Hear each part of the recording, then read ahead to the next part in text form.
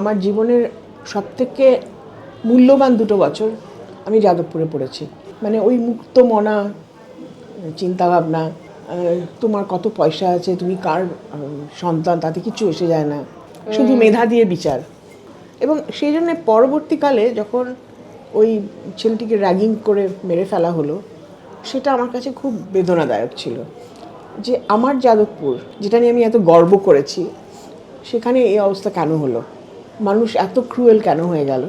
ওই ছেলেদের বাঁচানোর জন্যে ওখানকার কিছু প্রফেসর এবং যারা ওই মেইন হস্টেলে যারা ছাত্র, তারা নিয়মিত পয়সা তুলছেন লয়ারকে দেবার জন্য, মানে দামি লয়ার রেখেছিলেন। সেই প্রমাণ আমার কাছে আছে। এবং ওই ছেলেটির বাড়িতে আমি গেছি কয়েকবার। অত্যন্ত সাদামাটা একটা বাড়ি, এবং ওর মা এখনও প্রকৃতিস্থ নন। এবং উনি আমাকে বলেছিলেন যে ও খুব নরম মনের ছেলে ছিল, হিম্যান টাইপের ছিল না। এবং বলতো যে সোসাইটি যে ছেলে চায়, আমি যদি কাপড় কাচলাম ও মেলে দিত, বাচ্চারা তারপরে তুলে দিত, ভাঁজ করে রেখে দিত, ইস্ত্রি করে দিত। এবং বলেন যে আমার গোপাল চলে গেল।